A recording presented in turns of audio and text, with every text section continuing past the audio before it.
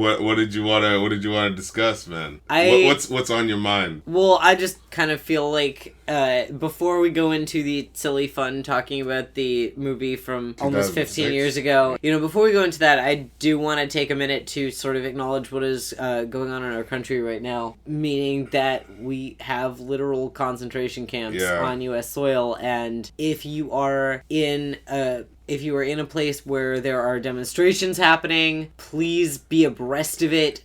Go to them. Like, what's the big quote? They're like, they always say, "What would you do if such and such happened?" Yeah, and this is kind of it's happening.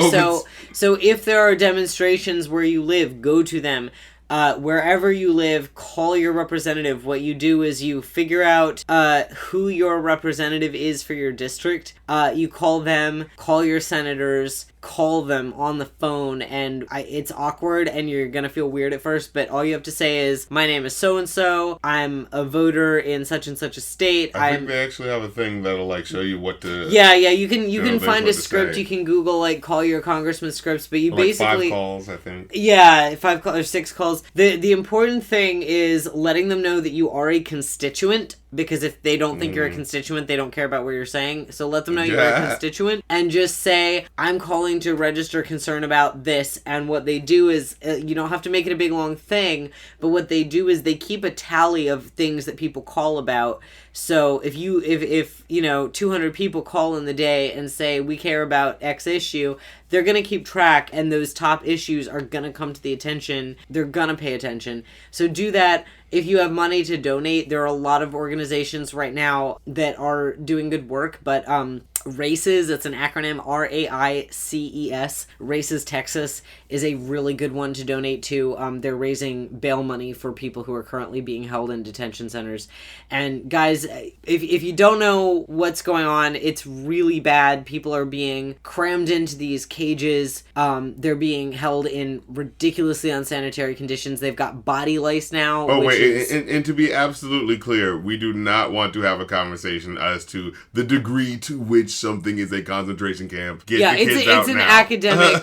It is an academic definition. I'm a Jew, so I'm saying these are concentration camps, and what is happening right now is these people, because of the unsanitary conditions, are getting body lice, and that is the stuff that is carrying diseases that killed people in the Holocaust. The disease that killed Anne Frank was carried on body lice, so this is very serious. And just to preempt it, nobody's trying to hear oh, well, we didn't know. It was not our fault. They just happened to be... No. Neglect happens on purpose, right? Mm-hmm. You know what I mean? And I think there's a very useful concept that says, something can be not your fault, but still it's your responsibility. If you're your average person, you're an average person here, it's not your fault this is going on, but if you're an American citizen, it is your responsibility to take action on this. There's this guy named Tim Wise who did he talked about like how he had lived in a house with a whole bunch of other people, and someone one night had made like some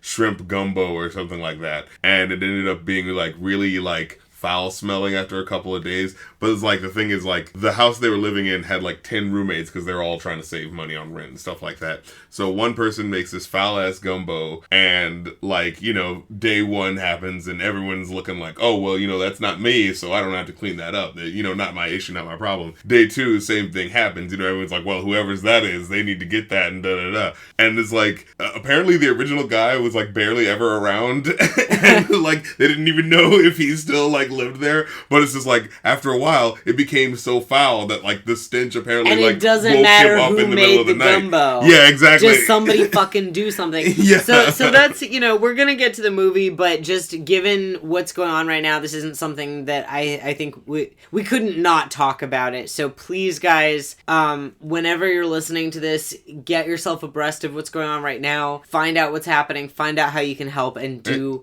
whatever you can. And I remember a friend of mine said, like, it's very overwhelming, but I was talking to him, trying to rationalize it myself, and just kind of going like, you can't save the world, right? Like, not one person is meant to do everything, and you're not supposed to, feel that burden. But at the same time, do what you can where you can. You right. know? Because you're going to sleep better at night knowing that you did do something. And, you know, when your grandparents or when your grandchildren ask you down the road, you know, what did you do when that was going on? You're going to be able to say, here's what I did. No. What I'm going to be able to say to them is that I was the person who made sure that we weren't using the wrong nomenclature when they were putting the kids in the camps. Right. It's like... See, I did my part. Oh, yeah. I mean, so fuck off with that.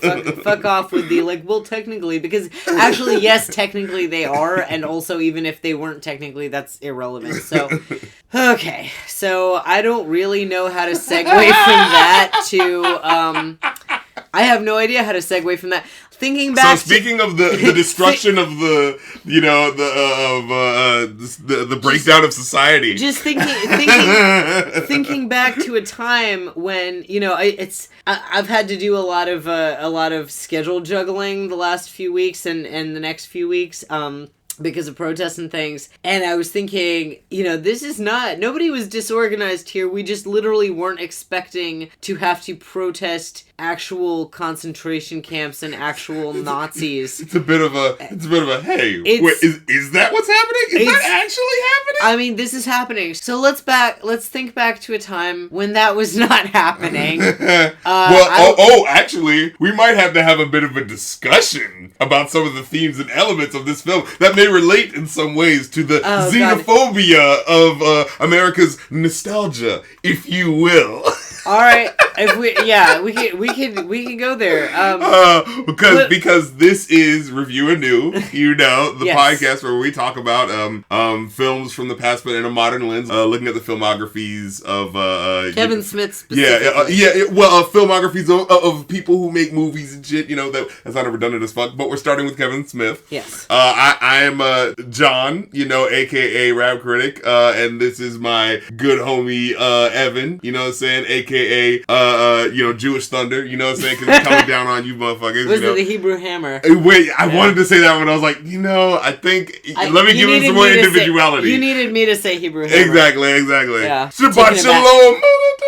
It is, well, and actually we're recording on Friday night because I'm not Shomer Shabbos, so yeah, from when we're recording it, Shabbat Shalom, motherfuckers.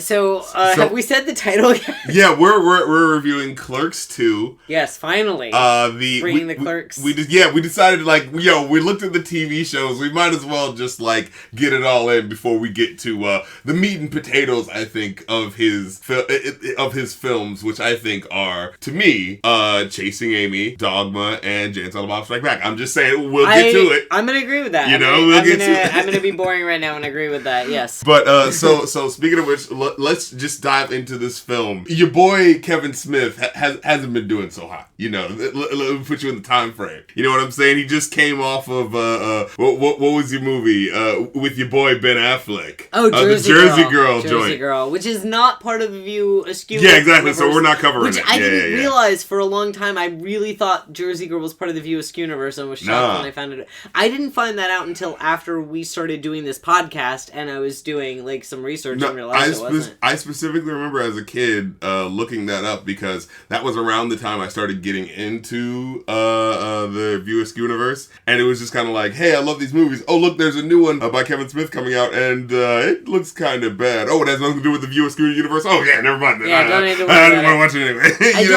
I don't think I've ever watched it. The only thing I remember is I think I saw a clip on TV that was from like a school production of Sweeney Todd, and there was, I want to say, Liv Tyler as Toby from Sweeney Todd, but I might be completely misremembering that. But that's enough about Jersey Girl. So yeah, exactly. Yes. That's about the amount of time a Jersey Girl deserves. Yeah.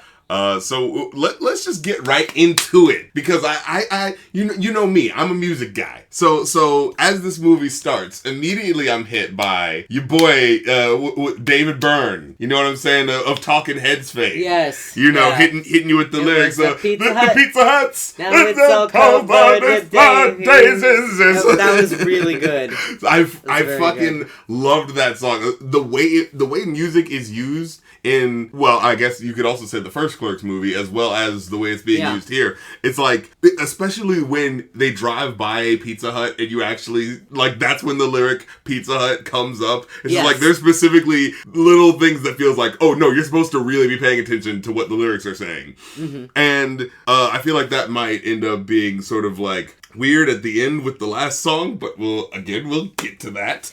I had a weird moment actually with that, because the lyric is, this was a Pizza Hut, now it's all covered with daisies. Yes. And of course it's not. It's, you know, so we're looking at this Jersey urban sprawl, this kind of depressing, you know, they're going to work at a horrible fast food restaurant. And so it's the opposite of some, you know, post-apocalyptic idyll where everything is, you know, all grown over and covered in flowers and plant life. And there's actually one part where they drive past a really big thing of flowers that I thought was kind of... Oh, that is cool. But it's like we're still looking at this sort of, you know, we've gone from the Quick Stop, which at least is a mom and pop place and it's local, to just corporate. I'm going to have a flashback. To Jacksonville, North Carolina. I'm going to tell a story. I moved to Jacksonville, North Carolina with my ex. And I remember driving into that town for the first time in the middle of winter, in the middle of the night, and I almost cried. It was the most depressing. I'm sorry to anybody who lives in Jacksonville, North Carolina.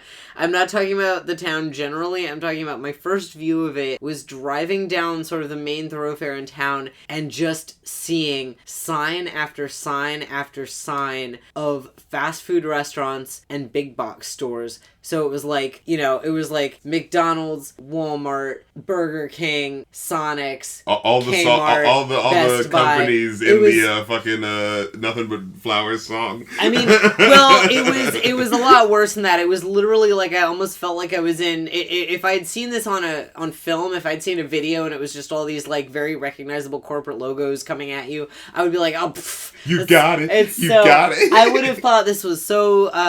I'm going on such a tangent here, but it was very upsetting. It was why is it upsetting though? Like, why would you say? Because that was all there was. I think this is relevant. So the purpose of a chain, the purpose of something, of a big chain store or restaurant, is that it's the same everywhere you go, and that can be useful and comforting. Wasn't there a McDonald's commercial? It was like one taste worldwide. Right. So, like, for instance, I went on one road trip from Georgia to the Midwest and back, and I think I ate at 11 or 12 different Panera Breads. Because I have dietary restrictions, and going through the middle of nowhere, it's like, if I go to some mom and pop shop, I don't know what the heck there's going to be. If I go to Panera Bread, I know what there's going to be. Well, there's a comfort in that, right? Right, it's useful and comforting. But if you are in a town, and all that you see in that town are things that could exist in any town in the country, exactly the same. It's like... the city has no identity. There's no identity, and so that's what was upsetting and depressing to me about it. Now, once, you know, I saw Jacksonville in the daylight, there's, you know, unique, weird local things there to a degree also. But my point is, so with Clerks 2, we're going from this like shabby little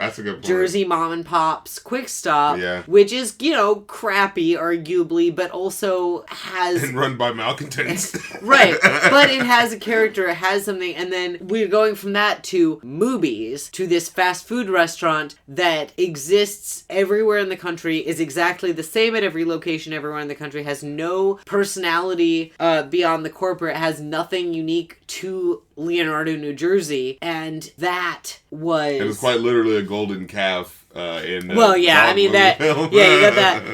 But so it emphasizes to me. It's like it's more depressing to see, not just because they're older, but that is part of it, that they're in their 30s now. But it is more depressing to see somebody stuck, to me, and you know, I don't know. I feel like I'm being shitty here, and I don't mean to be shitty to anybody who works in fast food. And I worked at a Panera Bread. I've worked in fast food. There's no shame in it, but in terms of Dante and Randall, especially as characters that we've like grown with, right? It seems more demoralizing and soul crushing, and in my experience, it was like this. Also, it's more demoralizing to work in somewhere that is that same, and has no local character. Because, you know, I worked a lot of minimum wage jobs for local places, and I worked a lot, and I've also worked for chains. The chains didn't necessarily treat me worse. Sometimes the local place treated me a lot worse, but there was something like existentially worse about working for a big movie theater chain than for a crappy local pizza place. Even though the pizza place objectively treated me worse, but yeah, so you're saying there's something about like feeling of like contributing to like the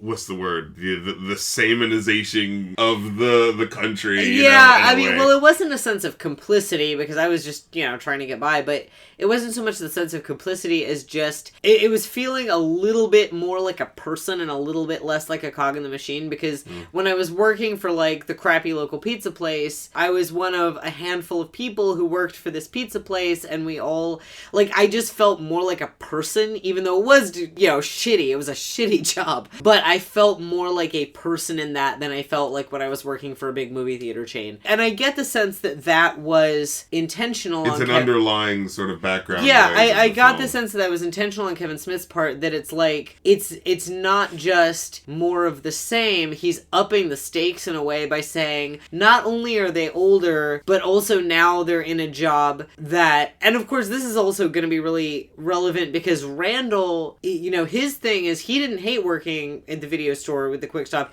He liked it. He loved it. And clearly does not like working for movies. But at the same time, it is his negligence that caused him to lose that job. Oh, well, yeah, but you know that's what I mean? Because, well, and we need to talk... So it's like, if he cared so much, Well, I think that's just... But that's a bigger thing. Randall holding the idiot ball. Yeah. Randall got handed the idiot ball in Clerks 2. And we'll come back to that, but I think that regardless of like he's being, he's sloppy and doesn't have a great work ethic, but he genuinely loves the Quick Stop in the video store, whereas nobody could love working at movies. Yeah. And even, if you do, you're Elias doesn't. Elias, oh God, we're gonna have so much to talk about. Yeah, so much. Wait, okay, just to cover it real quick, going back to the Nothing But Flowers, I thought it was really interesting that the song is technically about like, it's a joyful sort of acceptance of the destruction of like the world as you know it, at least in the music. But then when you kind of listen, he says like, I wish I had a lawnmower. He's like, if this is paradise, I wish I had a lawnmower. And I was sort of thinking about this movie possibly in terms of Kevin Smith himself, like as a director, right? Like he makes the first Clerks, it's about being independent and doing it your own way. By the time he gets to Clerks 2, he is a part of the Hollywood machine in a way. Yeah. You know what I mean? Especially he just made a freaking Jersey Girl. He probably wasn't feeling too great about that. And also, I found it interesting. I looked up some, I was looking up some stuff about the film, and it's like, there is a very big sense of, like, cult of personality to Kevin Smith, right? Like, that's already kind of understood. But it's interesting how that really solidified in the 2000s. IMDb was probably one of the best things that ever happened to Kevin Smith. Because, like, I remember it being, like, a rumor that, like, oh, snap, Kevin Smith might be on IMDb. He might see your post because he's actually on there. I forgot people make posts on there. Yeah, you can't do it anymore because they took that away. Yeah, I always used it literally as the database of just, like, what was that actor in? Where did I see him? Oh, yeah, man. That's all I ever used it for. I used to post on there all the time, man. My mom introduced... We were big movie That's fans. Really funny. So. Yeah, I literally just used it so that I didn't have to go, what have I seen that person in? So I think it's just kind of like, Kevin Smith was kind of like a creature of the internet in that it's just like, oh yeah, if you're online and you're into movies, in some way tangentially about what he's doing because like he's in the places where like everyone is. And he had a blog. He had the And I remember there was actually what was it? So at the end of the movie, there was a point where I just happened to pause the scene. Matter of fact, it was basically in the credits. It said like he said like, oh my God, I'm on the internet way too much or something like that. And I was like, that's interesting for him to say. And then I was just like, oh yeah, hey, wait a minute. And then as I was looking stuff up, it was just like, there was a thing where he was like giving a special screening to the first like 10,000 people who like went on his website or something like that. And it was just like, oh snap. Like he was really like dealing with his audience in a very direct personal level in a way that artists were not, especially artists. He was doing it the way that like people do it now. Honestly. The way YouTube. Well, he was doing what YouTubers do now. Yeah, with like YouTube content creators and podcasters. People like you. Like, check this out. On a MySpace account, which It gives you the dating for this. Wow. On a MySpace account for Clerks 2, a contest was held in which the first 10,000 MySpace users who added Clerks 2 as a friend would have their name in the theatrical and DVD end credits. Oh, wow. So it was just kind of like a sort of like, yo, you could be a part of it. It was like early Patreon. It was like straight up and down. early It's Patreon. crazy. Yeah. And again, I feel like part of that does taint the movie in a way. Because the movie ends up, like, as I watch it, you know, as someone who is also a super fan, but also, you know, can be critical of things I like, things feel very fanficky and sort of like, we're not giving you an expansion of a story, we're giving you what you want because I'm online all the time and I'm seeing exactly what the fans are thinking about my stuff in real time. Good. So we're gonna fight. Good. Okay.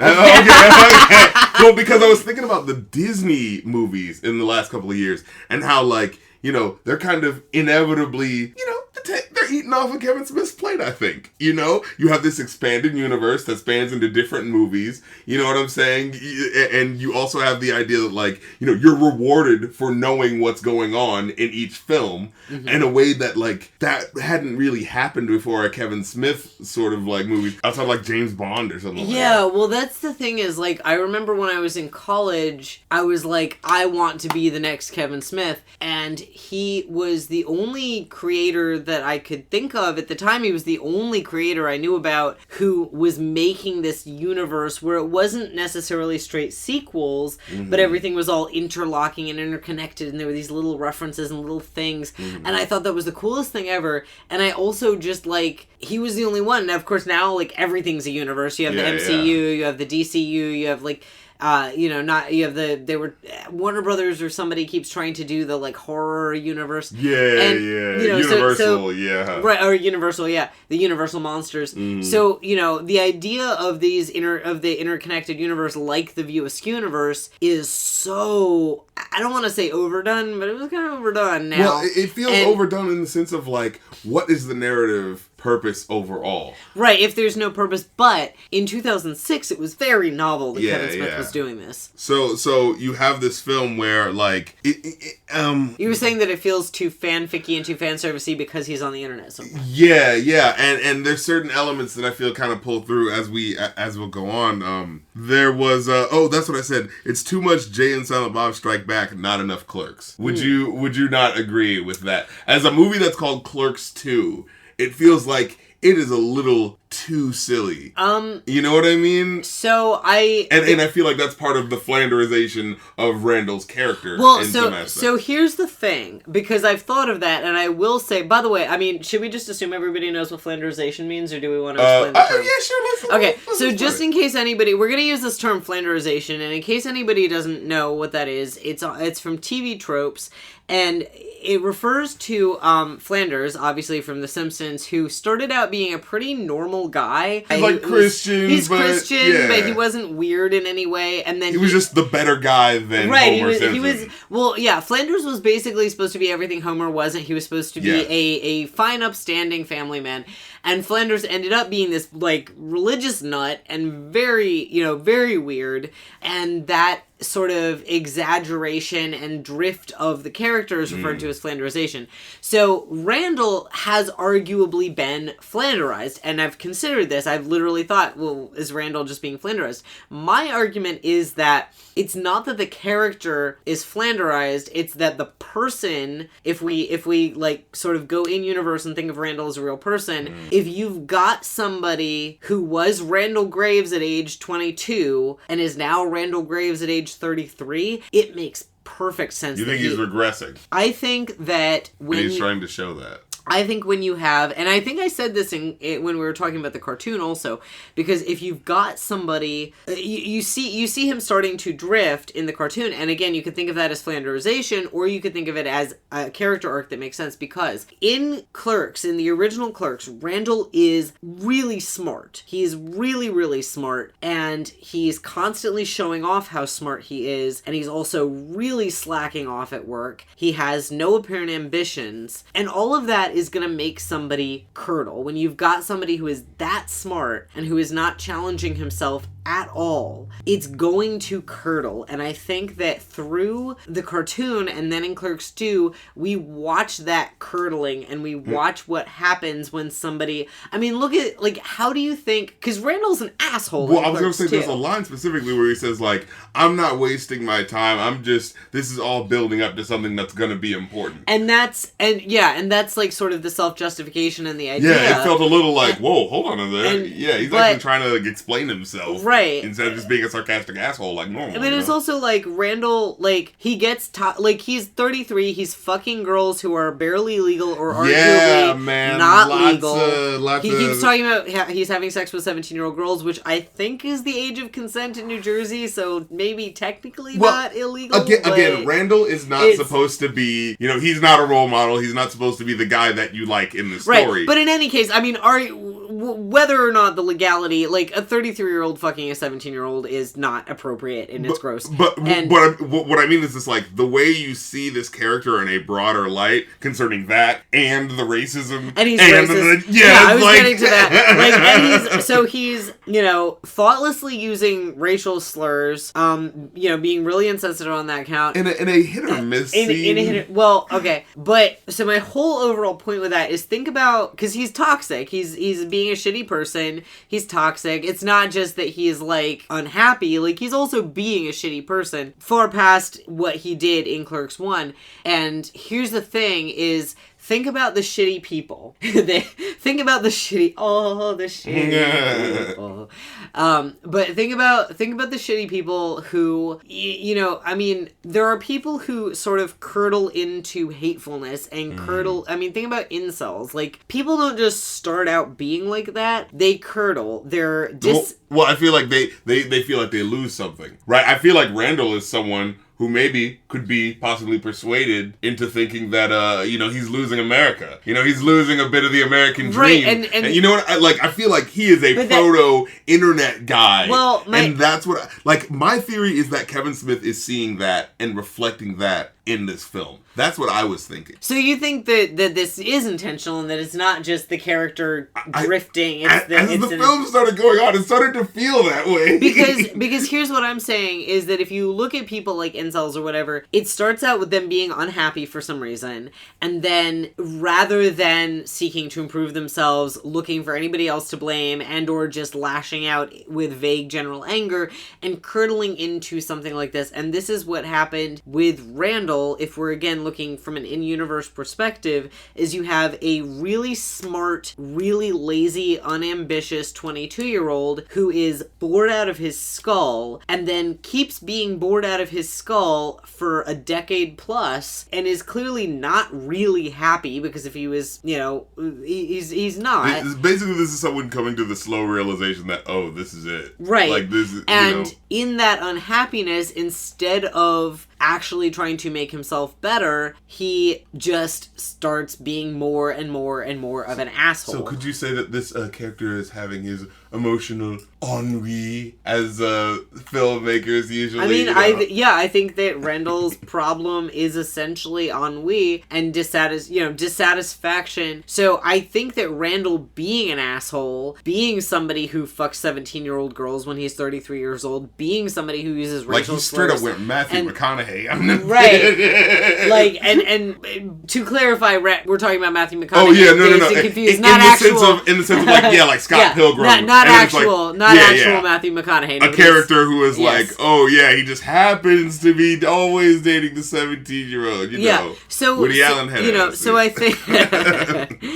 I think that evolution of Randall's character, I don't think that that's an accident or sloppiness. I think that that's realistically, because how else would Randall be at age 33? Yeah. How else would Randall Graves be at age 33? He's not going to get better. He's not going to be happy and well-adjusted. So he basically turns into the Archie Bunker of this movie when you think about a little bit, because he's totally an asshole, but you still kind of like him at the end of the day. And I feel like there's never a really big, like, it fails to really.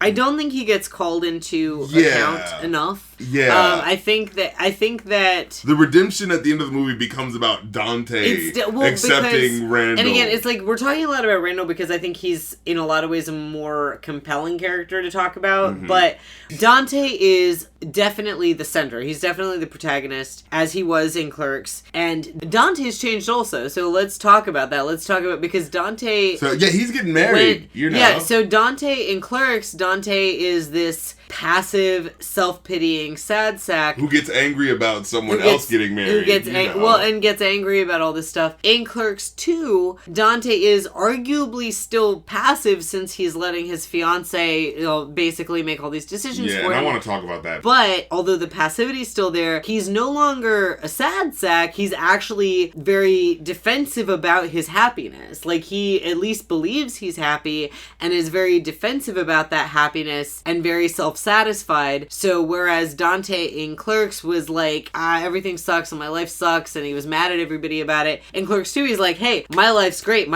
So it's like his through line goes from being everything's happened to me and everything sucks in my life, blah blah blah. His through line goes to, hey, my life's great, stop telling me it's not. And the two people who seem to be able to be perceptive and see through all of that are Rosario Dawson's character and Randall's character. Becky, yes, Becky. And let's take this moment to talk about the character of Mrs. Hicks, played by Jennifer Schwalbach, Kevin wife, and Becky's character. Because I feel like I want to ask you the question: do you feel like the way their characters play out is a showcasing of a flaw in Kevin Smith's writing that has always been there, or does this feel like a particularly egregious case? I feel like there's really something odd about how he writes, especially Jennifer Schwalbach's character, because there's there's a line where she goes like she's giving the invitation to Becky, and he's like, hey, we want to invite you to the wedding. Yeah, I already planned it out for as soon as we get down there. And Dante of course goes like, oh, what? I didn't know about this wedding happening. And she goes like, oh, you stupid man, you don't know how to do this, huh? And then she turns to Becky like, a good thing we don't let these guys do this thing or else it'd ruin everything. And then I just had this moment of like, okay, if the genders were reversed, this would be like a super fucking villain line, like, good thing we keep those women quiet so they don't know. And it's just like, I mean, here's the thing. I think she is supposed to be like, I think you are supposed to, so arguably it's a little over the top. But she comes in with the fucking Mrs. Hicks on her goddamn shirt. Arguably it's over the top writing, but I will say that I think we are definitely supposed to view her as being unhealthily controlling. We're supposed to view the relationship as being unhealthy. So what I think is really interesting with these two women is they're a reversal of Caitlin and Veronica. How so? And so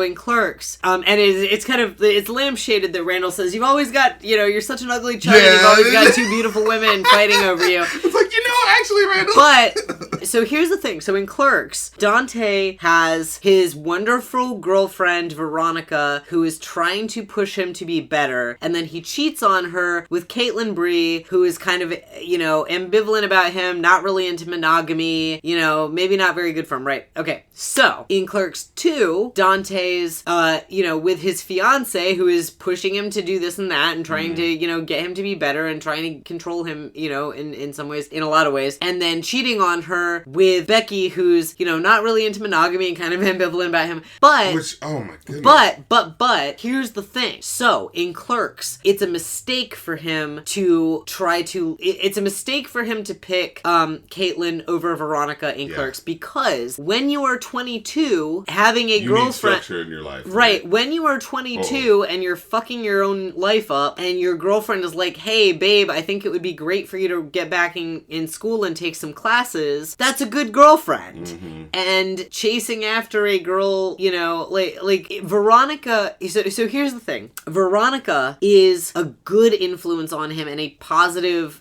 that's a positive relationship. But when you're 33 and you really ought to be doing stuff on your own and figuring your own stuff out, having somebody who tries to tell you what to do and control your life for you, and it's also you know what I think it is? I think you're right, because I think there's a sense of, in this woman he has found someone where he can go, oh good, she's got everything. So I can kind of like coast through it. I don't need to make the decisions anymore. Right. And the other thing is that what is her name? What is Jennifer Schwalbach's character's name? The fiance. I can't remember. Allison or something? No, not. I just remember Mrs. Hicks written in the tape that seems to appear on a lot of the shirt. Like, what is the budget for this movie? It feels like no one can make an actual logo. Mrs. Hicks, whatever. So she is. It's not that she and Veronica are exactly the same, and that the only difference is Dante's age. It's that Veronica is sort of the healthy side of a partner who kind of pushes you, where she's nudging him and saying, "This would be good for you to do. You should really do this."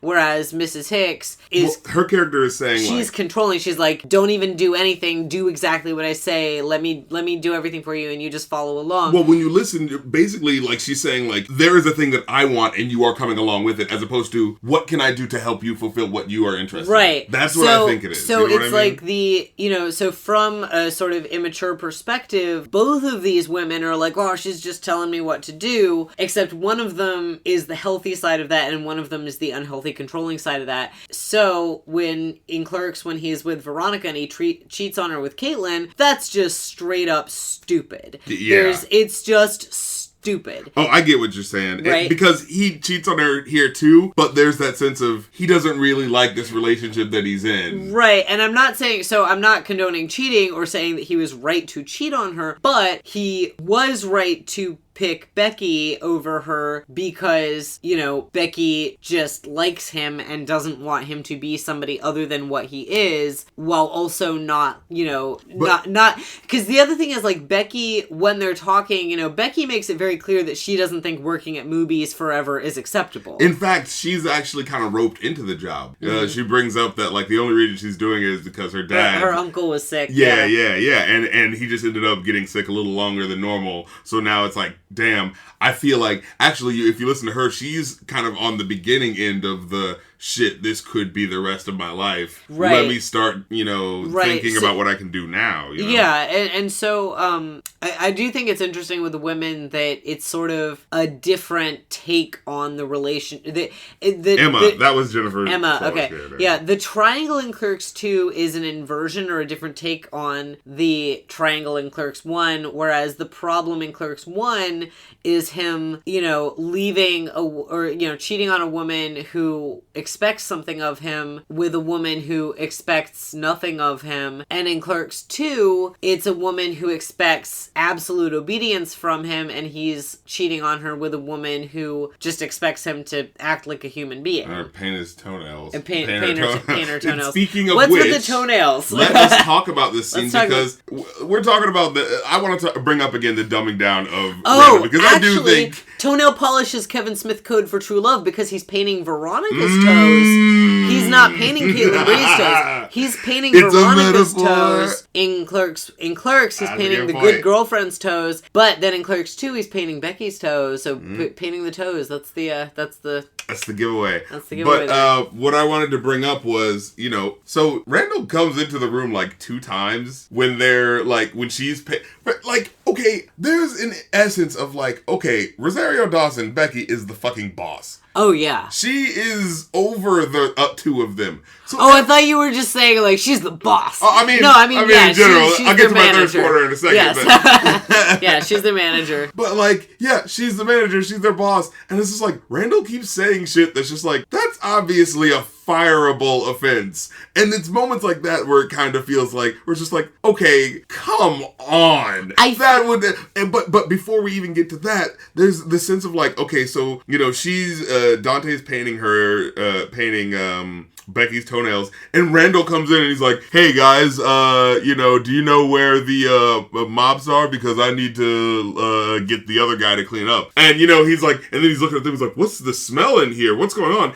And, like, Dante's got her foot in his lap, putting on paint. Like, that's not what you do with your boss. How is he not immediately going like, didn't she hid her foot. No, she hid her foot whenever Randall came in, she hid her foot. She put her foot put her foot down under the desk. And then also on top of that, it's like, if they're doing this secretive thing, why are they doing it in a place where Randall can just come in? I don't know. Like, come the fuck on. But again, like, I think that... Like, it felt like for people who are, like, doing something that's a little, like, yo, we're having sex and we know that and we're discussing that. They're not taking any goddamn fucking precautions? To that point, I think that there's a general air of people not really giving a shit, which... I mean, I think with Becky, you know, you can see her at one point when they go do the bumper cars and they come back in and she's swamped and she's genuinely upset. You can tell that, like, there's a line where she does care and she doesn't want to, like, have a bunch of angry customers. But you can also tell that she's not, you know, she does not take the job so seriously that she wouldn't fire him if they put on a fucking donkey show. Well, like, you know what I mean? It's just like, well, the what? donkey show. Well, wait. How do we know she doesn't fire them after the donkey show? Because they're working the next day, remember? No, what? Wait, or does it close down after that? Okay, so the donkey show happens. Yeah. They're in jail. There's that big denouement, and then things change after that. Well, and then we see the next thing we see is them fixing up the quick stop montage. It was the quick stop. And she was wearing what looked like a movie shirt, and I think my brain got it messed up. Yeah, the next time we see movies, Becky is working at movies, but Becky didn't put on the donkey show. Yeah, that's true. Becky's working at movies. But I'm saying though, like, I feel like someone would find out about the police and fire station showing up to a movies, and her career would be fucking mud. Well, I mean, maybe, but you know, it's just such a, like, there's so much shit that Randall does that's just like, no, like, he has absolutely no regard in a sense. It's just like, really? You would really put up with that? This black woman would really put up with him being this fucking obviously racist again and again and again and again and again and again and again. It's just like, oh my god. Yeah, that the racism is like the stuff like the inappropriate sexual comments. I feel like, having worked in a lot of food service jobs where people constantly make inappropriate sexual comments, there's a sense of, well, if I don't get on your case for doing it, then nobody can get on my case for doing it, and it's just sort of a reciprocal thing. But yeah, the racism, like, that, I feel like the only reason, because the first time, like, his overt, you know, and it's not like the hateful, it's the, like, dumbass, ignorant racism, and the first time that comes into play is when he says the slur, which he doesn't think is a slur until he, like, realizes it and then decides he's taking it back, and she, at that point, she knows she's pregnant, she's dealing with all this, and I feel like that was just her being so distracted by other stuff that she's not dealing with Randall. Now, see, going back to Randall as a character, though, I feel like when you think about how Randall rationalizes it, it kind of sounds like someone online. Typical.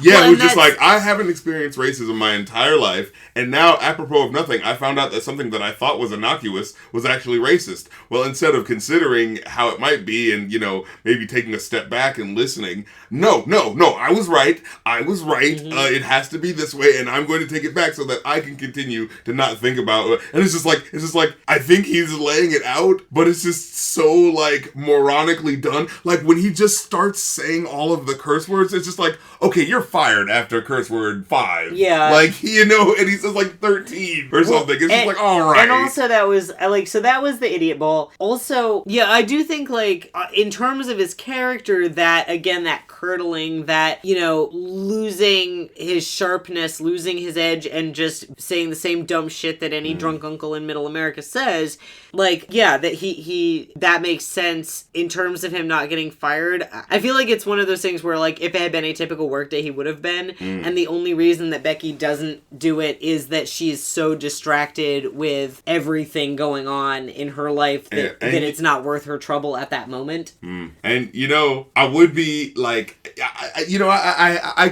could moralize a little bit, right? And be like, what is this movie trying to say? Like, it feels kind of awkward that, like, especially the way they bring up that she had sex with him and that she is pregnant now and that they have to sort of, like, deal with this. Because literally it happens at the end of the freaking dance scene. It's just like, oh my god. I think that was really funny. But maybe that's a metaphor for the fact that they were dancing, you know, and that was kind of like, right? You know what I mean? They can't show sex.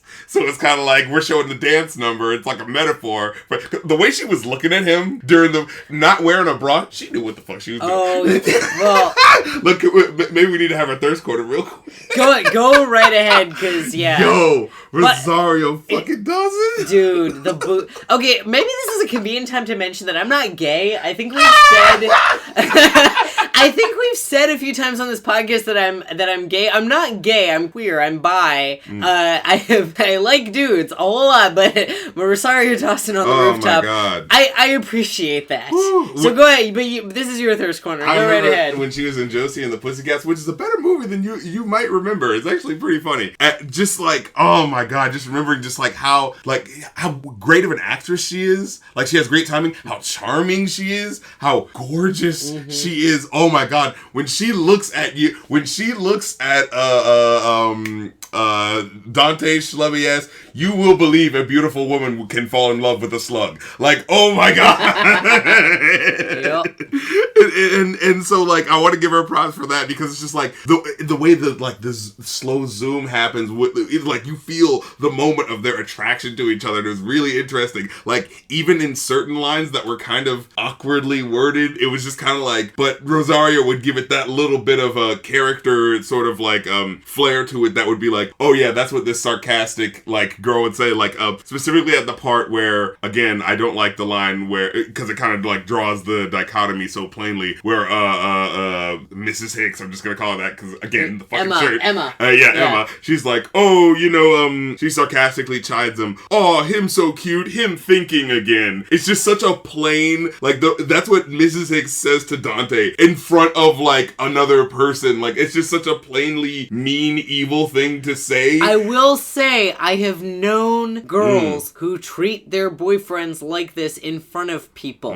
So what I'm saying is, I'm trying to find my fucking notes. I'm sorry. Like, I'm not gonna. Yeah. Well, it's one of those things where it's just like, she's not joking, and she's not joking, but she's, playing it up to exaggerate. But the thing is, I don't like how, Rosario responds, like, basically repeating the point again in a way that kind of felt like, okay, scriptwriter, we already got the point that she's over controlling. And Rosario's like, well, I guess you'd better do that thing or else, But, like, the way she kind of, like, was afterwards kind of like, and that sort of, like, I know this is awkward, and I kind of know that this line was awkward, so I'm just going to move away. I like how she kind of just, like, put something on it, That was one of those moments where I feel like her instinct was to just say, like, yeah. And I wish that Kevin Smith would have let her go with that instinct that she clearly had. But you could see, like, the way she communicates the awkward feeling of, I'm not going to think any further about the creepy implications of what you just said, because I've got work to do. Like, it's sort of, that's what I was trying to say. Like, it's that sort of feeling, you know what I mean? Yeah. Can I just say, that just reminded me how conveniently dead that Movies is for the vast majority.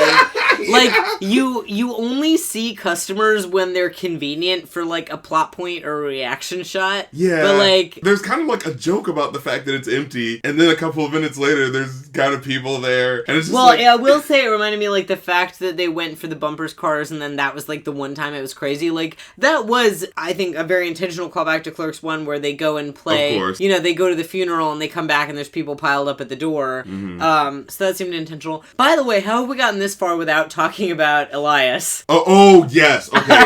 So, I want to talk about this character, because, as I would say, a good boy growing up, in the good Christian way that America sort of tells you, to sort of be, I may have identified, a couple of characters, but it was just, the way they characterized him was just oddly not faithful to how even those stereotypes would work. Well, no, that was the weird thing. So, another thing, man, everybody's just getting my autobiography here. I am Jewish, but I actually was raised Christian. I am a Jew by choice, and I was raised Christian. I was raised Christian in the Bible Belt, so I knew that kind of thing. And yeah, there were things that struck me about Elias's character as being, like, inconsistent moment, and like the way the dialogue was like written.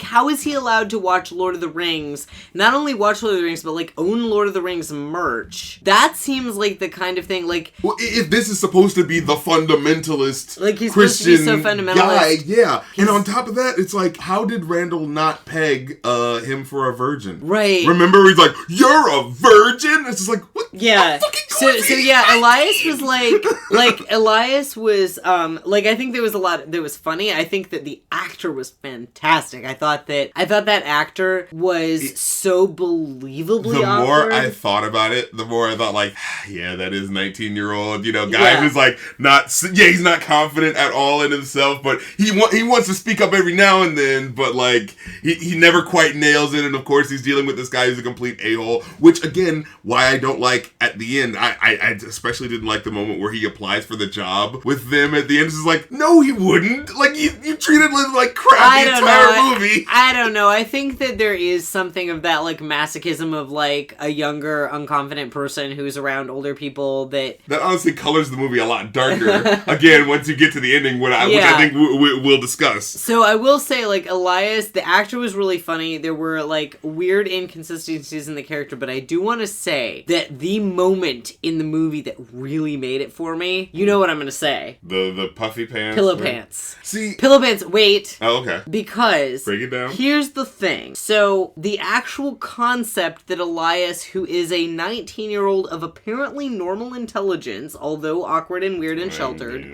believes that there's actually a troll in his girlfriend's vagina who will be peed out when she's 21 for some reason, even though, again, in the fundamentalist thing, it's not about age, it's about you have to be married. Yeah, but, see, again, when Randall was talking to him about, like, oh, have you had sex yet? And he's just like, well, I mean, we just haven't gotten around to it yet. And this is like, no, his answer should be because you don't have sex before marriage. You know what I mean? It was just like, how would that not be the answer outright? Yeah, so all of that, like, was kind of sloppy. And also, he's cursing. Like, wouldn't the good 19-year-old boy not be cursing? Yeah, I don't know. I will say, I think I read, I know Kevin Smith wrote the script for Clerks 2 very quickly, and there were some things with Elias' character that felt like they could have been smoothed out with another draft. Yeah. But, so it wasn't the pillow pants bit itself, although when I was, like, 18 and saw this movie, I was laughing. As it unfolds in front of you for the first time. Like, when I saw this movie and I was 18, I thought that pillow pants was the funniest fucking thing.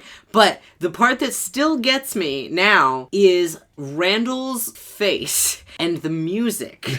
Just slowly. Randall's face and that very subtle, spooky background music that is happening while Elias is telling him about pillow pants, because here's the thing. Randall doesn't scare easy, Randall doesn't scare easy, and he's scared. And that's the bit, because here's the thing is, I have been in that situation where, because I say, like, someone starts explaining some shit. Well, here's the thing, because I say it's hard to believe that Elias would really believe that. Well, Randall clearly also finds it hard to believe that Elias would believe that. And I've been in the situation where I'm talking to somebody that I think is normal and that I think is a sane person, and then they start earnestly explaining something to me, and the way they're speaking doesn't sound crazy, but what they're saying slowly dawns on me of like, oh my god.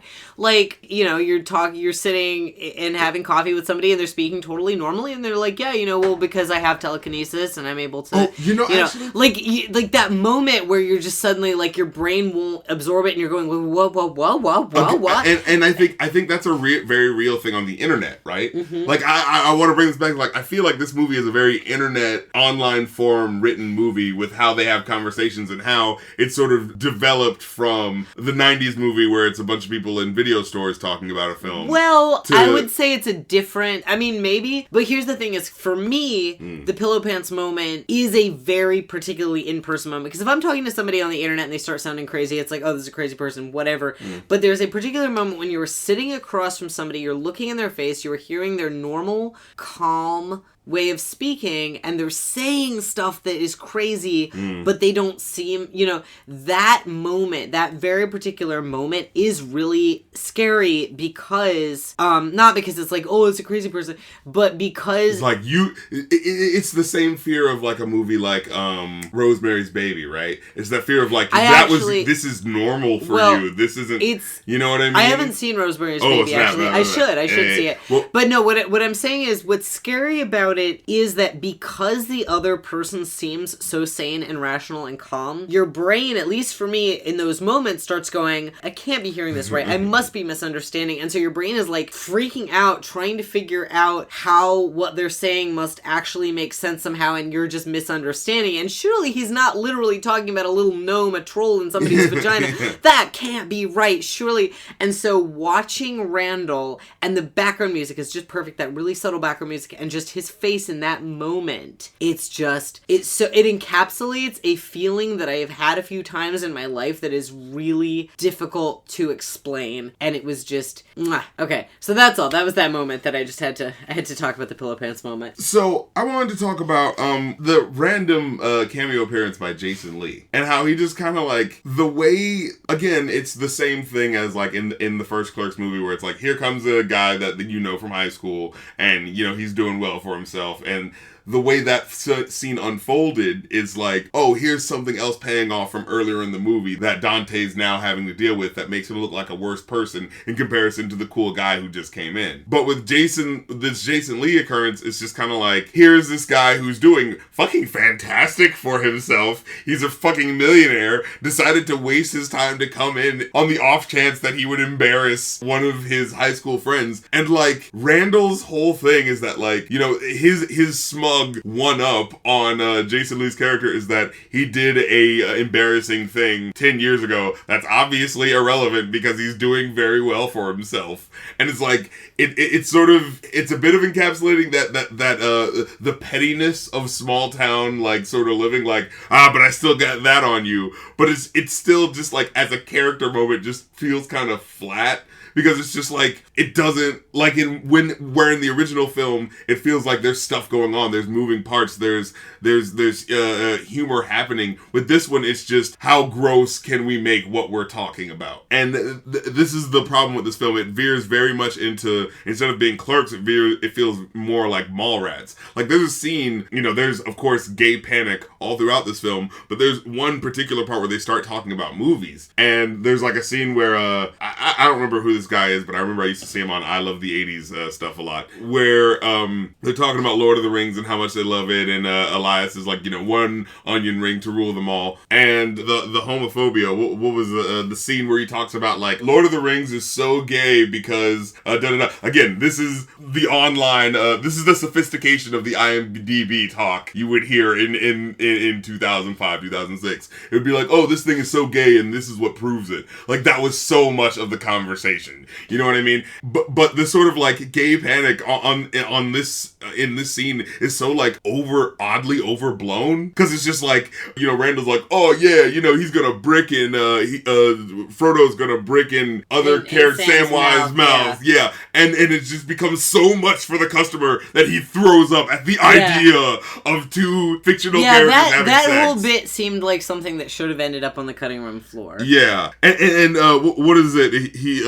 They start talking about should you jerk off in the bathroom, in the movie's bathroom, and of course Dante does it, but Randall doesn't want to, because his reasoning is, what if me jerking off makes a movie customer come in all R-word strong and want to rape me, basically, by seeing me masturbate. And it's just like, and you know, Dante tried to, you know, undercut it by being like, that's a stupid scenario, it's over the top. But it's just like, yeah, but Kevin Smith, you really wrote that. That was just a stupid line. Like, that was just dumb, you know? Like, what if someone seeing me jerking off makes them hard and they want to take advantage of it? It's just like, what? You know, it was just badly written. And so, we get to the Wanda Sykes and Wanda Sykes and Earthquake bits, which are, you know, kind of hit or miss. You can kind of tell they're improving. Like, so basically, Randall comes back from doing the go-karts, and, you know, you have the obvious sort of, I remember as a kid thinking I was so smart watching the movie, like, oh, you know, the go-karts represent freedom, you know, that sort of thing. But it's like, okay, like, that's obviously what it is. It's a callback to something. And you know, it's a callback in a way to how his movies work, in the sense of they don't really give you everything all the time. Like, go-karts are important to him. Is that something that's directly brought up at any point in the movie? You know, like, or directly alluded to? Is there a, you know, thing where he holds up a snow globe and says Rosebud? No. You know, it's just like, here's just a thing that, oh, maybe you just didn't know about him before, and that means something to him. And so I kind of like that it gives you that bit of a tone to him, but I feel like at the same time, the way he gets portrayed, especially with the stupidity, but the sort of excusing of it as a sort of like ribbing, like, that Randall, it ends up sort of playing out like a Archie Bunker in the 10th season of All in the Family scenario, because of just how like sloppily it's handled, especially concerning the racial tension scene where he says porch monkey. It just feels like they're struggling to get to a real punchline of a joke, and so they're just leaning on the fact that he's saying all these offensive words, and it's just like, maybe this is funny in 2005, but it's just like, just you saying stuff that's racist isn't funny, you know? And so it's like, it's not that I don't like shock humor, and it's like, in the moment, it was kind of like, oh my god, I can't believe he's saying this, but then as soon as I thought about it for another second, it's just like, yeah, but what does it mean that he's saying this? Because it's not like he's really racist like that in the rest of the movie in a way that's significant. It's just like he's bad in that way.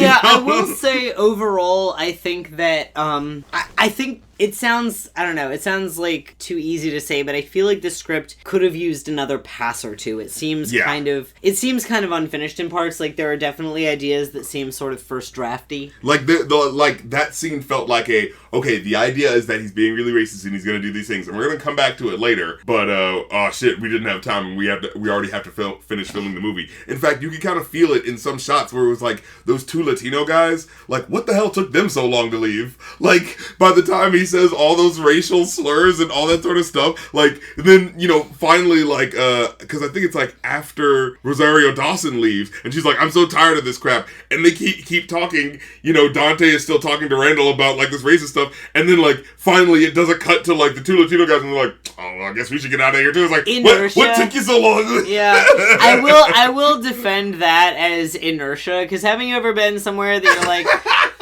it takes you way too it takes you way too long to give up, you know? But yeah, again, which serves to, you know, I'm kind of grappling with sometimes how movies deliver certain dialogue, because I feel like in a way you could see it as a meta commentary, right? You know, like these characters that you used to like from 10 years ago, yeah, they're kind of horrible, and I feel like that kind of shines through, but in a way that doesn't feel like it's really saying something about the character as much as just exploiting the shock value of it. It doesn't. The writing is not as tight as a Clerks film. You know, as the Clerks film was, it feels like Mallrats, where there are certain scenes where it just feels like a sitcom misunderstanding, but it's doing something really wild out because it's Kevin Smith. For a specific example, to hop ahead to the end, the donkey scene, show, yeah. Where it's just kind of like, here's this wild out thing that Randall just decided to do. The donkey show seems almost like something from the cartoon, if the cartoon had no obligation to be TV friendly at all. Yeah, exactly. And it's just like, the misunderstanding is, I wanted to do something for my friend before he left. I didn't think he wouldn't like a donkey sex show. Well, and like,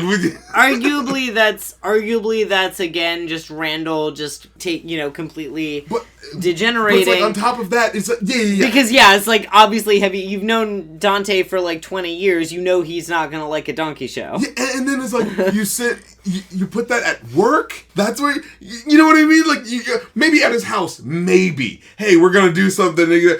At work? What the fuck is wrong with you? You're not keeping your job. And, you know, there was a part where he says, where Dante confronts him, he's like, do you want to get fired? Is that the point? And I started to think, like, is that the point? You know, like, is the point that he wants to get fired? But then it's like, you see how Rosario Dawson and everyone else's characters are kind of bad, and so you're just like, well, then it just kind of feels like this whole thing of just like, does everyone just kind of suck at this? And the way that feels like there's an absence of any sort of commentary about it feels like there's a setting without a real meaning behind it, in the sense of like the social commentary that felt like it was there in a movie like Mallrats. Like, when you really look at it, does feel like it's window dressing without really going into it as much. I honestly didn't take any kind of social commentary really from this movie. It felt like this movie didn't really feel like any kind of social commentary to me. What it felt like is, here are these guys, here are these characters that you're invested in, what happened to them? And it seemed like a very small and personal story, which I don't think, I don't think everything needs to be a big social commentary. What I will say, so I kind of want to talk about the ending a little bit, if you don't mind me skipping ahead a bit to that, which we've already done a couple times. The very ending is Dante says, "Today is the first day of the rest of our lives," and then the camera pulls out, it fades back to black and white, which, by the way, if you've seen the movie, it starts out in black and white. Oh yeah, we should give props to that intro. Yeah, so that's the new thing, is that the intro of the movie is black and white, and maybe you think it's going to be black and white again like Clerks, and then the fire is in color. Yeah, he opens up the storefront window, and you just see a fire completely in color. And the fire's in color, and everything else is still in black and white, and then it all sort of fades into color, because, so it's almost like, oh shit, the now is hitting you. Right, it's the now is hitting you, this is not the nostalgia, and the fire that destroys the setting from Clerks 1 is in color and destroying the black and white. And then at the end, it all fades to black and white again, and it zooms out, and you see the, a guidance counselor messing with the milk. And so, to me, my first thought initially was, today is the first day of the rest of our life. Really? You're going to end on a cliche? Really? But then I almost wondered if that was intentional, because, and maybe I'm giving Kevin Smith too much credit, maybe not. To me, I want to think that that's intentional, and if I am right, it's kind of depressing, because, okay, so again, we're thinking like Clerks 1 was originally going to end, as we mentioned before, with Dante getting shot, and it didn't end that way because everybody decided that would be way too much of a downer. But here's the ending where, the whole arc of it personally has been Dante finally breaking his cycle of passivity, and Randall finally breaking his cycle of laziness, and them breaking through their worst traits to achieve something and move forward in their lives. And they do that by buying a business and opening a business together. Great. But at the very end of it, they're back where they started, quite literally.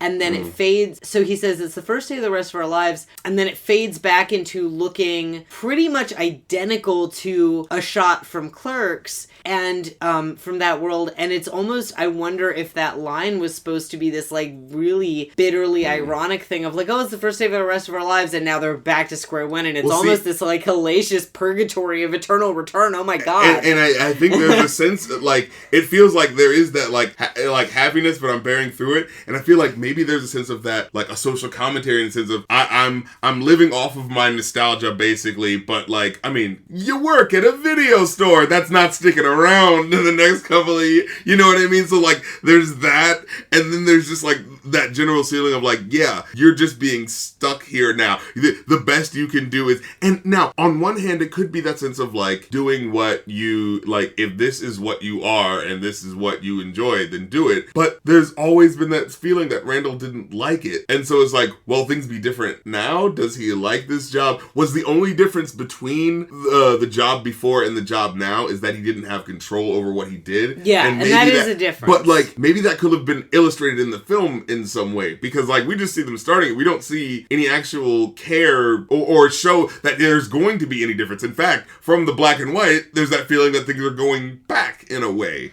Well, and also it's like, how much are you going to really shake things up with a convenience store? It's like it's a convenience store. You do things in a particular way. It's a very, from what I understand, it's a pretty narrow profit margin. It's not like going in and starting some like new exciting business where he's going to have like a ton of creative decision making to do. So I don't know. I don't know how depressing that was supposed to be. Well, I think, and then I thought about the song at the end. The song's called like Frustrated Incorporated, and it's about how misery loves company, and about how let's start a business where we're building like misery together. It's just like, wait a minute. That completely missed me. I think I literally couldn't hear it. I think I literally couldn't hear it because of our air conditioner. So I'm glad you noticed that. So that actually kind of makes me think that it was pretty important, and that it was intentional, and that maybe it is supposed to be kind of depressing. And, it's like, in some ways, like when I think about the writing of the film, especially in relation to Randall, I see the seeds of what they're trying to do with the character, but it feels like there were certain deadlines to be met, and they just said, fuck it, let's just make him racist and sexist, and we'll get to the commentary when we have time. You know what I mean? Because it doesn't have the writing, the tightness of the writing of like, the Clerks movie and TV show, I feel like are the best writing he's ever done. Yeah. And this, like, it feels like the slow motion falling apart of his ability to, like, write a tight script, and then in exchange of that, fuck it, we'll just have the shit pretzel scenes. You know what I mean? I think that Randall's curdling needed to happen, but I think it could have been done in a much subtler way, rather than just handing him the idiot ball and saying he's gonna say racist shit and sexist shit, and have him, you know, fuck barely legal or underage girls and blah blah blah. I think that we could have had him, at first it seems like, oh yeah, same old Randall being funny, and then we slowly start to realize, oh, this is different, something's changed, and have it be a more slow burn, like his reaction to Pillow Pants. Yeah. And you know, like, again, going back to the Jason Lee cameo, I feel like that scene specifically highlights how it feels like something's just, like, wrong with the way the delivery goes. Like, because, okay, so, you know, him making the joke about how, like, oh, it's okay, you know, when Jason Lee's character had to put the pickle up his ass, he got it right the fourth time he had to bite into that pickle. Oh, the joke being he had to bite into a pickle, he had to put up his ass. Which, again, like, that's sexual assault. That's horrific sexual assault that hopefully he got therapy for. But it's like, you're laughing at a guy, yeah. And the thing is, like, the whole thing is just like, okay, yeah, Jason Lee's character comes in, he's kind of antagonistic at first. He's just like, oh, damn, you're working here and you're working here, who else? What other burnout from high school is working in the back? So he did start it, but at the same time, it's just like, okay, making fun of somebody's job is not the same as making fun of the sexual assault they lived through. And then also at the same time, I mean, he did also still kind of turn out to be a millionaire, so I think he's doing all right. Like, just like, so it's like any of the, like, it felt like the way the writing worked out, the gross out gag of making fun of Jason Lee's character didn't work, because it's just like, but he's still richer than you. So, like, you lose. Good day, sir. So no matter what you say, it doesn't fucking work. And another of the idiot ball moments where, you know, you have this really intense scene, beautifully set up with the way they open the door when Jay's taking a piss outside. We have not brought up Jay and Silent Bob, by the way. Great moments every time they come into the film. My favorite moment I'll bring up at the end with the donkey show. But in this particular instance, like, so Dante and Randall, you know, they go outside in the back and they're having this conversation about, like, oh my God, you know, you got her pregnant. I can't believe you got Rosario Dawson, Becky pregnant. And there's this really cool thing where the camera's, like, swirling around them that I really kind of enjoy.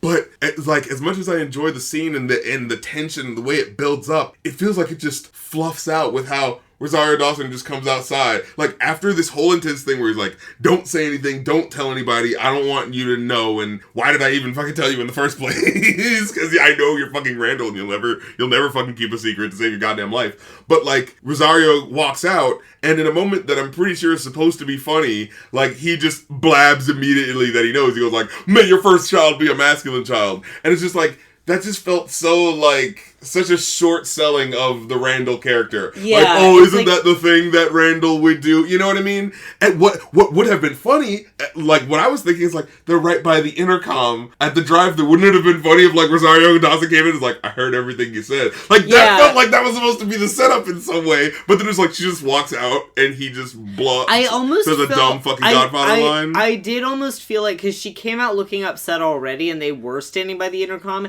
and I kind of got the impression that she did know already. Yeah, I thought it felt like they were going for something, right? Well, I got the impression that she did already know, and then when Randall said that, it was just like, oh, and fuck you. Mm. But that wasn't her finding out. She found out, she knew already that he had blabbed, I thought. Oh yes, and now we're finally come to the big scene, the donkey show. And so okay, she leaves first, and this feels kind of wonky to me the way this is edited. Becky leaves, he tries to go after her, her, Dante goes after her. We don't really see him trying to find her or ever really like getting near her. There's just a scene where he happens to stop at a stoplight and a girl turns around and smiles at him. Well, so this was, I for a moment, this was one of those things where it was very much of its specific moment in time, because I had a moment of thinking, well, why doesn't he just call her? Oh, wait, they probably didn't have cell phones. That's true. I got my first cell phone in 2006. This was in like, what was it, 2006? Yeah, this is about 2006. Was it, or 2004? I thought it was... No, this is 2006. 2006. Yeah, so it's quite possible they didn't have cell phones, and, you know, so if he's just randomly driving around... Was he just driving around all of New Jersey for an hour? Like, well, not all of New Jersey, but driving around Leonardo randomly. Yeah. You know, it's quite possible that he wouldn't see her or come close to finding her because he's just randomly driving around town hoping he spots her. But it just felt like such an obvious, like, by way of the fact that nothing was done with the idea of him going out to try to find her, it really just felt like a dumb sort of, okay, we need to get the character away so that this thing can happen. I don't know, I saw that just felt kind of trite, I saw that as like, you know, if they needed to get the character out, but also he was trying to find her. Because it's like, where the fuck are you going if you don't even know where the hell she is? It's not that big a town and he's driving around hoping to spot her weird looking little green car. Yeah, you know? Yeah. I mean, and, you know, and he stops at a stoplight and has the moment seeing the happy family, and it kind of, you know, I could see that. I don't think that was... Hey, alright. You know? But yeah, I'm really stuck now on thinking that ending is supposed to be a hell of a downer. Yeah. Well, just to make the subtext just text, the donkey show happens, and it's literally about all of the main characters watching a gay donkey show. You know, like literally watching someone suck a dick, but of course it's a donkey's dick because Kevin Smith. That's the Kevin Smith flair. Again, if this was part of the TV show, it would be like, oh, isn't this ridiculous thing happening? But with this, it's just kind of like, oh, this is just kind of continuing to happen. Well, it's... you know, it kind of loses its flair. It's the moment. I feel like it's the moment that a certain type of movie has that they know it's the moment that people are going to talk about. In this case, it's The Donkey Show. By the way, we should have said way up top, we just spoil everything. Oh, yeah. I think people this is all about a discussion and breakdown of people are used to that by now. Yeah. So, the structurally, I really appreciated the joke. Kinky Kelly and the Sexy Stud. We're thinking it's a sexy girl, right. Kinky Kelly, and when Randall asks, he's just like, are you Kinky Kelly and the thing? He's like, what do you think? And I love how they sidestep him, because you know, saying what it sort is. Of the easy joke would have just been like Kinky Kelly and the Sexy Stud. Oh no, the guy is Kinky Kelly. Kelly is the guy's name. Right, that would have been the easy joke, but instead, he's the Sexy Stud, the donkey's Kinky Kelly, and also the donkey's a guy, and Kelly can be a guy's name. So, like, having that sort of double twist, I appreciated that structurally. And, oh my god, Elias jerking off to the donkey, because, of course, the repressed kid is the one who's... Of course. That was, you know, that worked. That worked. You get it. You understand what's happening. And it's like, you know, I was thinking, like, I mean, you don't see anything actually happening, thank fucking God. But, you know, with just like the stuff that they do show of just like a man dancing in front of a donkey, it's like, you know, for the most part, it's just like, I don't know, you guys are just watching a guy strip tease, and it's just I thought that they handled it pretty well with, like, if you're gonna show a guy fucking a donkey, the way they did it, where you're like, you never at any point see the donkey's entire body and see the guy thrusting. You only see him thrusting, and then you see like the donkey's like close up facial reaction. Like, if you can say that there's a tasteful way to film somebody fucking a donkey, I guess that's the tasteful way to do it. But I will say though, I love the spit. The way he spits basically through his hand. Like 80% of the spit there goes was a past jar of his hand. Crisco right there. We saw a shot of the Crisco hanging from the ceiling. Why would you not use the Crisco? That's right there. But the Crisco's right there. I was like, as odd as even at the time I felt about, like, you know, how I felt about this film, that always made me laugh. I'm about to have a Lord of the Rings guy moment. I gotta... Okay. So, alright, so I will say, if we're gonna have that conversation, I never personally was that into the movies. Lord of the Rings? Yeah.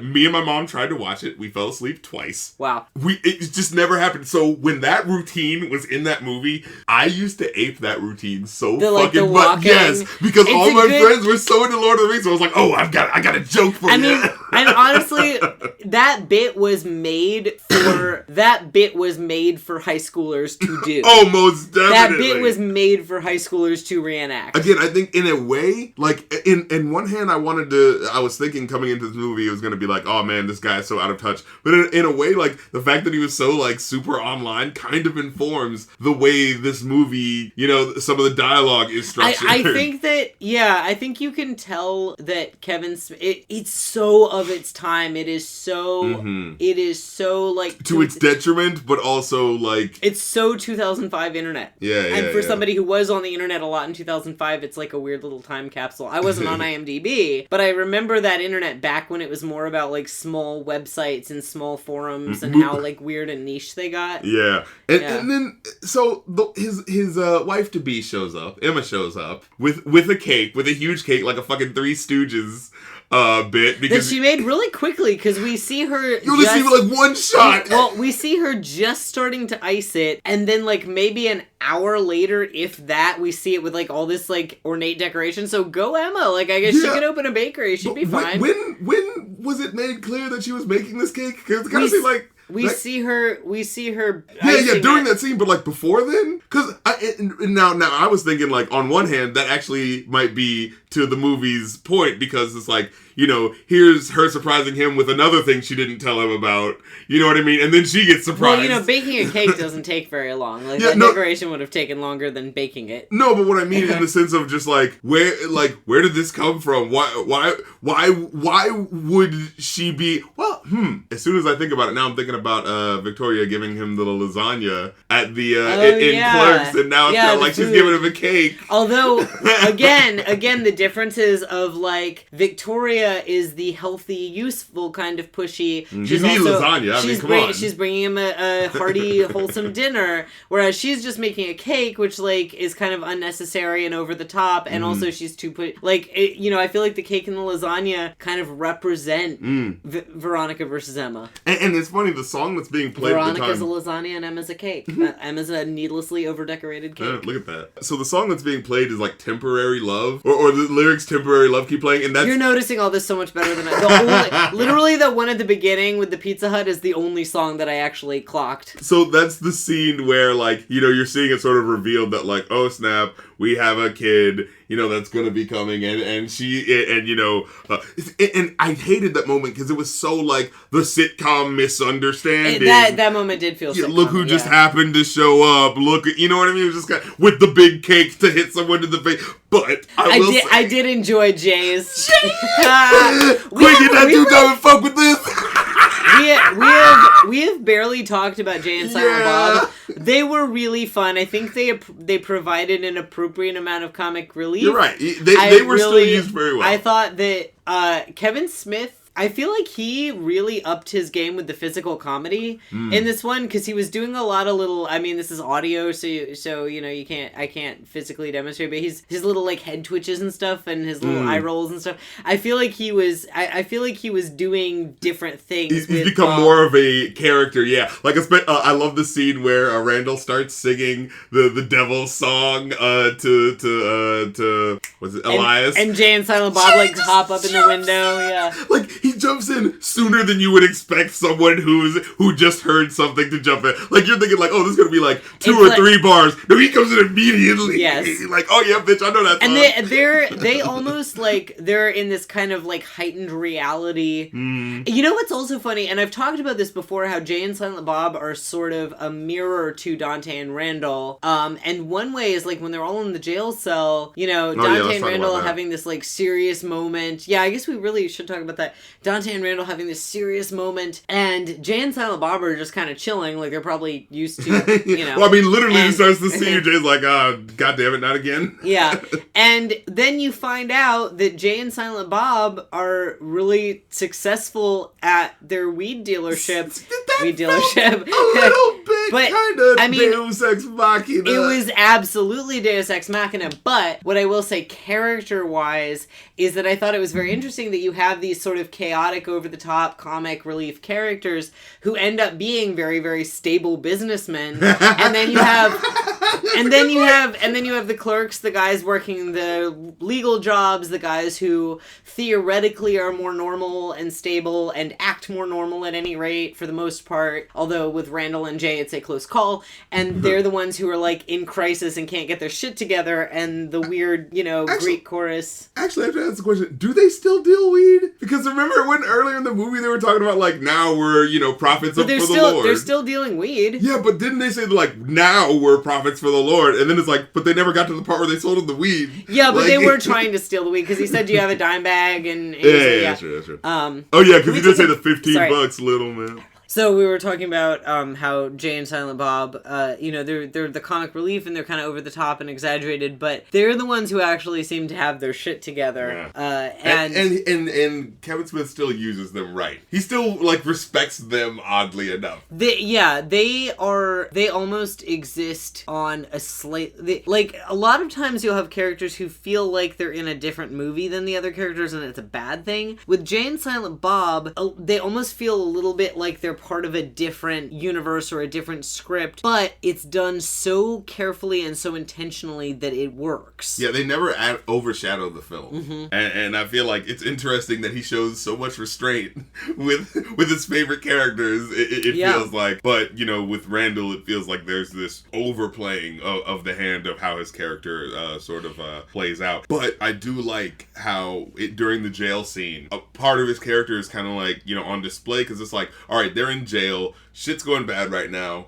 and what the fuck does Randall want to talk about? More pop culture shit. And it's just like, dude, we're in fucking jail. Although, I also would say with that, because the meat of that scene is Randall confessing his love for Dante. Yes. And, and saying, and not just confessing his love for Dante and saying, I don't want you to leave me, but also admitting that he has some ambition and that he wants to reopen the Quick Stop and that he does care. And, with the scene where he says, I love you, man, and it's just like, Jay says why don't you guys just fucking get it over with already? And he's like, in a normal movie that would be like, joking, but it's just like, I don't know, man, maybe. But no, the way these fucking characters. But I have said Dante and Randall, Randall is clearly in love with Dante. Yes. But I don't think in a sexual way. I think he is heterosexual and Dante romantic. I think. Like Smithers with Mr. Burns. Yeah. Like some people theorize, he's not really gay. He's just specifically gay. No, actually, that doesn't even fucking work. Because later on, he's telling no. Actually, a better example was Well, here's the thing.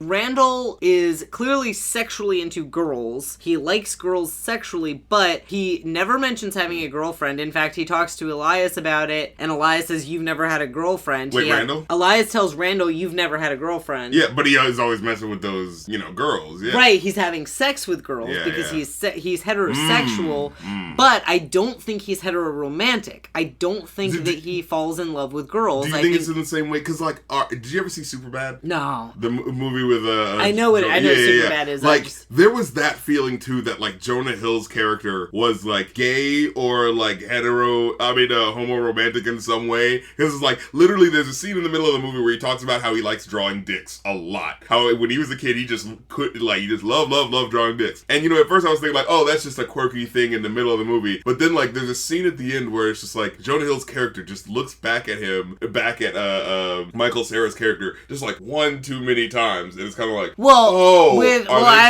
don't know about Superbad, but what I'm saying with this is that Randall very clearly likes girls sexually, and I think would be sexually is sexually repulsed at the idea of sleeping with Dante. It's not that he wants to fuck Dante, but it's that he loves Dante very, very much, and separating out sexual attraction from love is I think kind of maybe an unintentional theme there, but the fact that you can love somebody very much without wanting to fuck them. Yeah, see, I think I think maybe that's what it is too. A movie like this is sort of in the same way that Chasing Amy, you could say is trying to speak to something without having the vocabulary for it. Maybe this is in a similar way. It's it's trying to speak about how I can have love for this other guy, but the only way gross out 90s comedy knows how to understand and a relationship between two men is being gay. And so, like, you know what I mean? And so maybe there's that sense of, like, rubbing up against them. I don't really know what the answer is, but, right, and you can have a very intense, loving relationship with somebody where they're basically life partners. I mean, they are, but not sexually, and that's a thing. His hetero life mate. In fact, Jay fucking said... They've used that phrase. So, yeah, I mean, because, yeah, they are a pair just as much as Jay and Silent Bob are. So that scene is what I would say with Randall pop culture-ing there is that he's having to confess to two things that are difficult for him. He's having to confess his love for Dante in a culture where it's still seen as automatically a sexual thing if a man loves another man. And also having to, and I think this honestly is just as big a deal, he has to confess that he loves and cares about the Quick Stop. And that's probably just as much a big deal, if not more so, than saying he loves Dante. Because part of his identity is the sort of like... caring. Yeah. Right, his identity is somebody who doesn't give a shit and who has no ambition, and admitting that he has ambition, admitting he cares about things. I remember that feeling like a big scene when I saw it as a kid. Yeah. So with like him, a guy confessing his feelings. Yeah. You know? So with him having to work up to those two things that are both very difficult, trying to sort of distract and talk about, more petty pop culture stuff kind of makes sense. But again, it felt like it was weird because, okay, so there were two mini rants that Randall went on. One I was down with and one that I wasn't as much. When Randall makes it about how could you leave me, I wasn't down with that because I was thinking it in the sense of just like, because a person can have their own damn life and that feels really selfish of you to be no. Like, I know the thematic narrative reason, which he gets to the second time, which is you're not actually happy with this person. That makes sense because now that's talking directly about what Dante's issue is. But when he makes it about himself at the beginning, it's just like, okay, but what if it was Rosario Dawson he was going down to Florida with? Would you still be having the same argument? But, you know what I mean? But that's expecting... So Randall, as a character, is a flawed, selfish... A very immature character. Yeah, and he's a flawed, selfish human being. So I would agree, like, to a person saying, I expect my best friend to stay here forever with me, I would say, yeah, that's selfish, that's immature, that's unfair. But I think that Randall as a character saying that makes sense because Randall's not perfect, and him saying, like, obviously, and him being that flawed and selfish and saying, you're my best friend and I don't want you to leave me, like, yeah, that's being selfish and immature. That's who he is. And, actually, I just thought about something else. So, usually in these movies where it's like someone's gonna leave you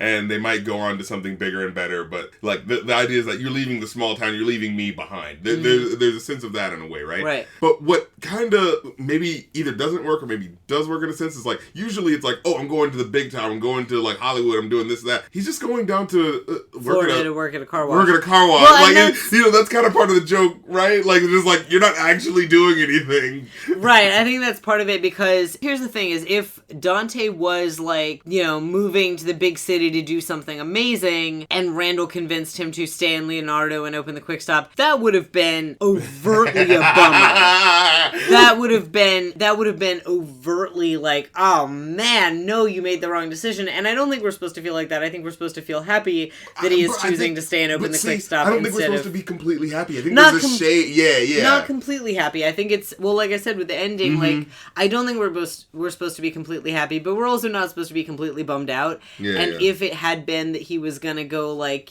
fucking save the whales or whatever, then it would have been a genuine, like 100% a bummer. And I don't think that's what Smith was going for. I think he was going for that ambiguity and that bittersweetness. And the ending is bittersweet because it's like, okay, he's making something of himself. He's opening a business. He's staying with his best friend. He's staying with the girl who loves him. He's gonna be a father to his child. Yeah. All of this is good stuff. But also there is that sense of going back to the beginning and kind of being in this loop and going back to the same old. And I gotta say, I am so curious to find out what happens in Clerks 3. Well, I looked it up. They are not doing Clerks 3 officially because Randall...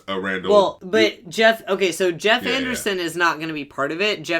Apparently there was he had some kind of interpersonal conflict. I was actually surprised with this. So when did Zack and Miri Make a Porno come out? That's like 2008? It was after Clerks 2. I know it was after Clerks 2 because he looked better. But it felt like slightly like longer than you'd think after Clerks 2. I don't know, because I'd heard something about it was like he was mad because he didn't get paid in time for Clerks 2, but then he was in Zack and Mary Make a Porno. But whatever the case was, Jeff Anderson had some kind of falling out with Kevin Smith, and he isn't going to be in Clerks 3. So he's not part of it. But they are doing, because I follow Kevin Smith on Instagram, and he's been talking about it. Like, no, Jeff Anderson's not going to be part of it, but he is doing... So, what are they gonna do? I don't know. I'm curious about it. I kind of was saying that, like, in Clerks 3, Randall needs to be replaced with a red box. Oh, okay, so... Just a snarky red box. Because it's like, you need someone to play off of him, and it can't be Elias. No. I mean, well, maybe. I mean, God knows. I said, you have one nebbish person playing off of another, like, you know what I mean? I have no idea what's gonna happen. I'm certainly sad that we're not gonna get Jeff Anderson in, and I'm sad we're not gonna get Randall. But no, I want to make sure I'm looking right now.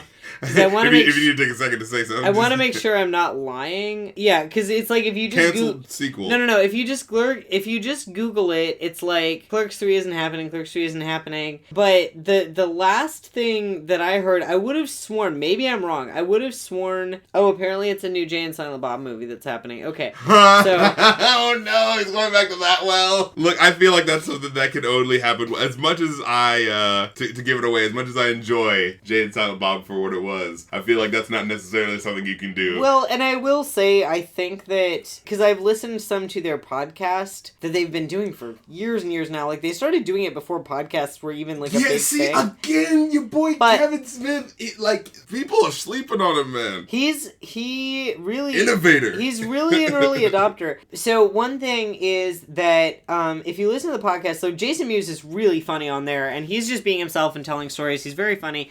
But also, so Jason Mewes, for anybody who somehow has been sleeping under a rock and doesn't know, he's had a history of drug problems. And, random thing, you know Kevin Smith didn't try weed until 2006? Weird. Yeah, it was actually Seth Rogen that got him into it. Huh. That's crazy. So Jason Mewes, he's had a drug problem. He's been in and off, he's been in and out. But last I checked, he had been sober for quite some time. But a big part of what's been keeping him sober is doing this, I think, weekly podcast with Kevin Smith, which is part of, they've been doing it weekly for years. We should check That's it out. why they have such a huge... some research. Yeah. Take a listen to it. It's funny. But so a lot of what Kevin Smith does with Jason Mewes, he genuinely, I think, loves him and also, like, genuinely finds him really funny, and he is genuinely really funny. So I don't mean to make it sound like it's just a charity case or like he's just babysitting or whatever, but I do think he has a motivation to do things with Jason Mewes, partly because he cares about Jason as a person. I got that sort of feeling too when because I don't know if it's the exact same thing, but I remember there was a Smodcast at some point. Smodcast, that's what I'm thinking. Oh, so it is the same thing. That's what I'm talking about, Smodcast. So, there was a part. So there was a point where, like, because when I was in college, my friend told me about it, and I was like, oh, hey, I want to hear what's going on. And yeah, it would be kind of like, yo, we're telling you about what's going on in his life, and we're checking in on him. And I feel like there is that sense of, like, care about, where you come from, care about the people that are around you. Yeah, and again, to be perfectly clear, I am not saying that it's like, oh, anything he does with Jay in it is just to, like, be a charity case and keep Jason Mewes off of drugs. Like, Jason Mewes is genuinely super funny.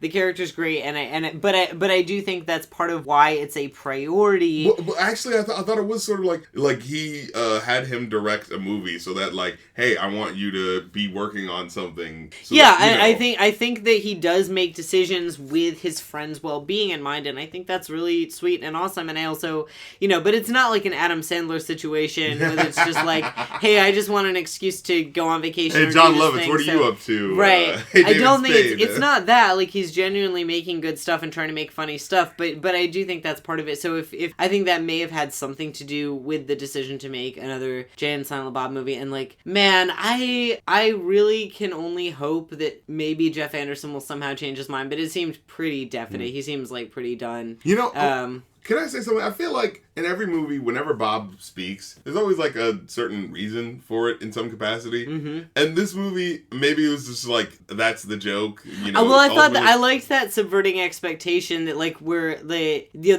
hung a lampshade on it, to use another TV tropes term, where Jay says like, hey, you know, it's your cue, do your thing, say some profound stuff.